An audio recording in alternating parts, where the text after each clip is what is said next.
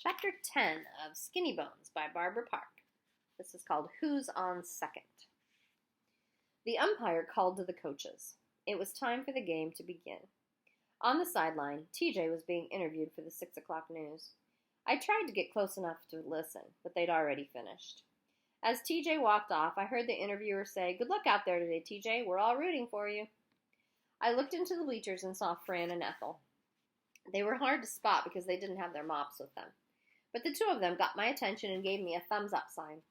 I smiled. Not everyone's rooting for you, TJ. TJ's team was the home team, so they hustled onto the field. Meanwhile, TJ started warming up on the mound. Just like in our pitching contest, every warm-up pitch he threw went zinging over the plate at about 60 miles an hour.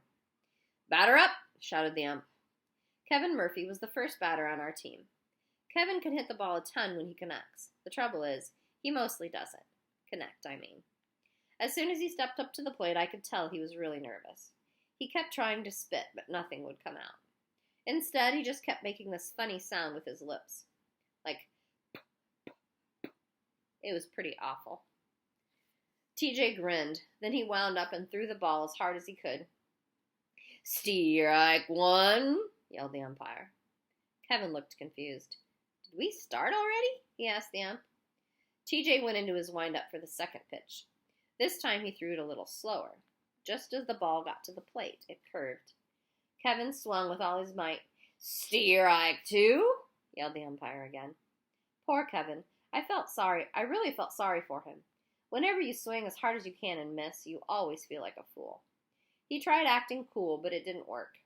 When he knocked the dirt off his shoes, he accidentally hit himself in the ankle. Embarrassed, he quickly got ready to bat again. Unfortunately, the third pitch that TJ threw was even better than the first two. Kevin just watched it go whizzing by. "Strike three, batter's out," called the ump. Everyone in the stands began to cheer loudly for TJ. Kevin stood there stunned for a second. Then he walked over and sat down on the bench, bent over so no one could see his face, and began to cry. It wasn't the kind of crying you could hear, but you could see his back heaving up and down, so you definitely knew he was sobbing. At first, the whole team was pretty embarrassed about it, but as it turned out, Kevin was the best batter of the inning. He was the only one who swung. The second batter, Willie Jensen, just stood there, counted three pitches, and sat down. And the third batter never even took the bat off his shoulder. Our team was out in the field before we knew it. Everyone was looking totally depressed. It was pretty clear that we needed something to get the old team spirit going. I called them into a huddle for a pep talk. "Okay, you guys," I said. "All we need to do is hold them. What do you say? Let's get them out. 1, 2, 3. 3 up, 3 down. Denzel Johnson, the first baseman, laughed right in my face. "Are you nuts, Alex? Our team hasn't made 3 outs in a row all year." "Yeah, Frankovich, what are you trying to do, mock us? We'll be lucky if we make 3 outs the entire game," said Willie Jensen. So much for team spirit. I didn't care what those guys said, though. I was still determined to cheer our team on. Frankie Rogers was our starting pitcher. As I walked to right field, I watched him warm up. Frankie only throws 2 warm-up pitches per game. He says he doesn't have that many good pitches in him, and he doesn't want to risk using them up in practice.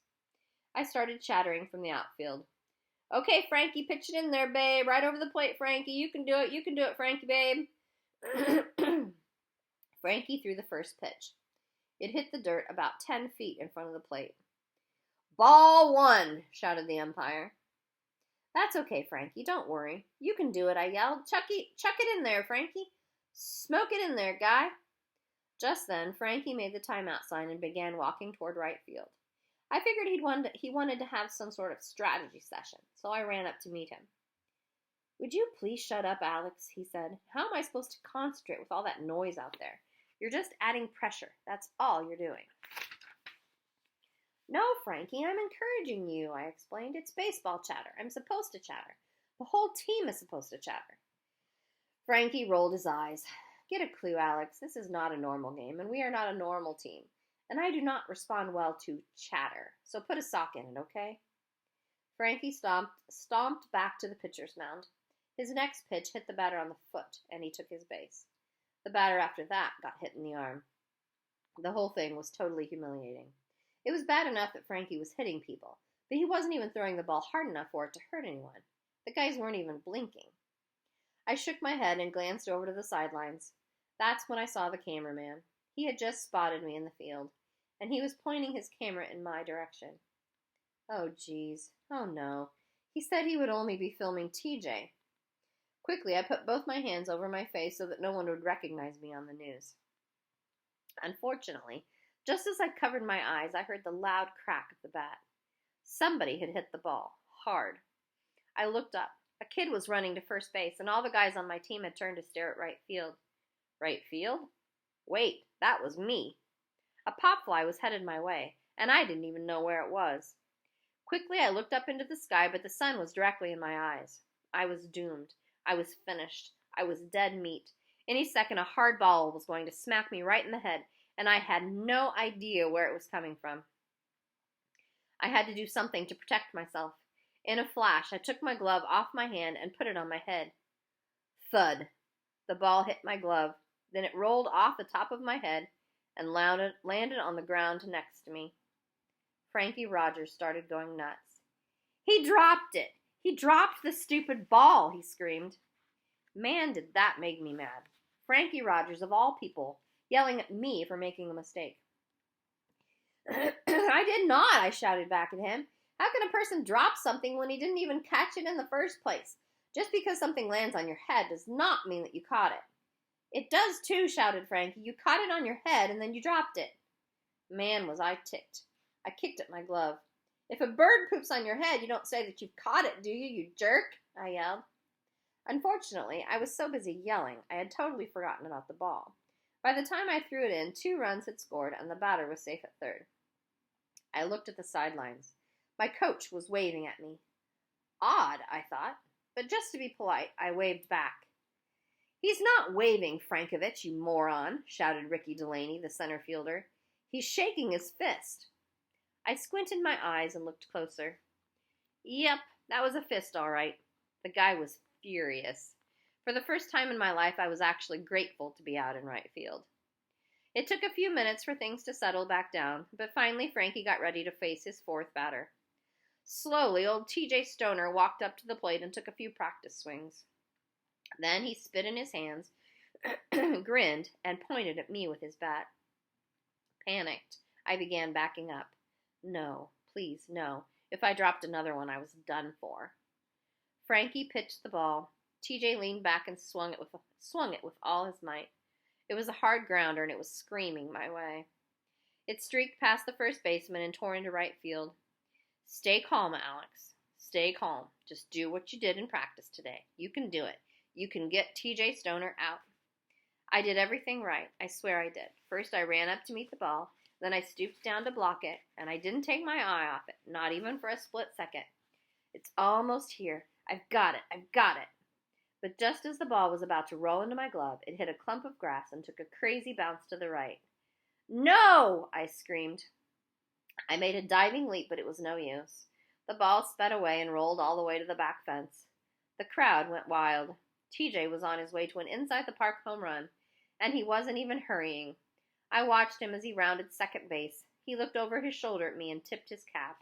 Man, did he make me sick. Once again, I had completely forgotten about the ball. It didn't matter, though. I couldn't have thrown it all the way home even if I'd wanted to. Ricky Delaney finally threw it in, but TJ was already safe. By now, my coach's face was so red he looked like a chili pepper. For a minute, I actually thought he might explode. I needed help, big time. I looked up to the clouds. Please, God, please, whatever you do, do not, I repeat, do not let our team get up to bat again until my coach settles down. If I have to go in now, he will kill me, God. I know he will. And if you think I'm a problem down here, just imagine what it would be like to have me running around up there with you. You'd never have a minute's peace, God. Think about it. Right after that, Frankie Rogers threw 9 strikes in a row. I looked up again. I've done something to upset you, haven't I, God? You're still mad about me wearing a gorilla suit in last year's Christmas play, aren't you? There was no more stalling. I had to go in. My coach still hadn't taken his eyes off of me. He had a scary grin on his face, and he was pounding his fist into his hand. I kept my head down and raised my eyes. Someday we'll all look back on this and have a good chuckle, I muttered as I passed by. Oh, believe me, Alex, he growled through clenched teeth. You and I are going to have a whole lot of chuckles right after the game. But right now, you're up, so get your butt over there. My heart stopped. Up? No, coach. How can I be up? I don't bat fourth. I never bat cleanup. The coach pointed. Davy Washington, our cleanup hitter, was being led off the field. Stomach problems, was all the coach would say. Meanwhile, the guy who usually bats fifth was all doubled up over on the bench. He was breathing into a brown paper bag. My legs felt like rubber, but somehow I managed to put on a batting helmet and head in the direction of the batter's box. In the stands, Fran and Ethel were cheering. On the sidelines, the camera was still rolling. And on the mound, T.J. Stoner was grinning his head off. This was easily the most terrifying moment of my life. There was no escape. None. No joke would save me now. I stepped up to the plate. As I did, T.J. turned and hollered to the rest of his team. Easy out, easy out. In unison, the entire infield took 4 giant steps in. I swear it was almost like they had rehearsed it. Get ready for a bunt, yelled TJ again. Great. Perfect. Give my strategy away, why don't you, I muttered. But I didn't have a choice. It was either bunt the ball or not connect at all. TJ threw his first pitch. Steer, Ike, one, shouted the umpire. I turned and looked at him. Why do umpires always yell strike so loud, do you think, I asked? Whenever it's a ball, you guys practically whisper. But as soon as you see a strike, man, you belt it out for the whole world to hear. Why is that? The umpire told me to watch myself, pal. I turned and got ready for the next pitch. I had already made up my mind. I wasn't going to just stand there and let another ball go by. If I was going to strike out, I was going to do it swinging, or in my case, bunting. TJ wound up and threw again. I stuck out my bat and got ready. As the ball whizzed over the plate, I bunted it sharply down the first baseline. I took off running. I couldn't believe it. I'd actually made contact with the TJ Stoner pitch. Now if only I could get on base. If I could get on base, all my problems would be over. I'd be a hero, and no one can be mad at a hero, not even my coach. The first baseman ran like crazy to get the ball. Meanwhile, TJ sped over to cover first. My teammates were screaming their lungs out. I just had to make it. The first baseman picked up the ball and got ready to make the toss. I was almost there. Just 3 more steps to go. The toss came. TJ reached out his glove for the catch. He had to miss it. He just had to. I flung my arms all around. Booga booga! I screamed in his face. Booga booga! TJ looked shocked. For just an instant, he took his eye off the ball, and that's all it took. It shot right past him and rolled into the outfield. I was safe at first. But wait, the coach was waving me on. As the right fielder scrambled for the ball, I headed for second. Legs don't fail me now, I yelled as I hit full speed. I didn't look back until I was safely on the bag. The crowd in the stands went totally nuts. Fran and Ethel practically ran onto the field. This was the proudest moment of my life. I did it! I did it! I screamed. I made it to second. Me, Alex Frankovich. I'm on second base. The second baseman told me to shut up. But no one could ruin this moment for me. Not the second baseman, not TJ Stoner, not anyone. I was waving my cap to the crowd when I first saw TJ's coach. He ran onto the field and began yelling at the umpire. Then the next thing I knew, my coach was out there too. I had no idea what they could be arguing about. The play had been so simple. I had bunted, TJ had missed it, and I had ended up on second. I still couldn't believe it. Wow! I started jumping up and down on the bag. Suddenly, I saw the umpire walking toward me. He did not look happy. Okay, don't panic, Alex. Maybe he's not really coming to second base at all. Maybe during the excitement, someone threw toilet paper streamers onto the outfield, and the umpire is walking out there to clean them up. But a few seconds later, the umpire stopped right next to me. Then he leaned right down in my face and screamed, "You're out!" My mouth fell wide open. Out? How could I be out? I bunted. You interfered with the play at first base, he said. I did not. I didn't even touch TJ. You put your hands in his face and shouted booga booga, said the umpire.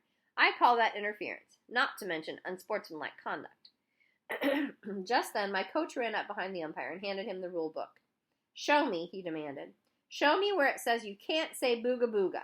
Where is it, huh? What page is the no booga booga rule on? I don't know why, but all of a sudden this whole conversation sounded unbelievably funny to me. I started to chuckle. The umpire told me to get off the field. I looked up at him and grinned. Booga, I said softly. The man looked at me like I was nuts. And who knows, maybe I was. I said, get off the field, he repeated. I shook his hand and shook it very sportsmanlike. Booga booga, I said again. Then slowly I began trotting off the field toward the bench. Out of the corner of my eye, I could see TJ. He was laughing his head off. Instantly, I changed direction. Now, instead of running off the field, I began running straight toward TJ. If he wanted to laugh, I might as well give him something even more to laugh about. When I got to the mound, I lifted up his arm and started tickling him. Want to laugh, TJ? This'll make you laugh, I said. TJ swatted at me with his cap. Quit it, Alex. Knock it off. Everyone is watching. For the first time in his life, he looked embarrassed. Truly humiliated, I mean. It was great, too. Almost as great as getting to second base. It didn't last long, though. The umpire had started to come after me again, so it was definitely time to split. I gave TJ a final tickle. Then I ran right off the field and out the gate. I didn't slow down until I was home in my own room. I locked the door behind me and collapsed on the floor. I had a feeling I wouldn't be coming out for a long, long time. And that's the end of chapter 10.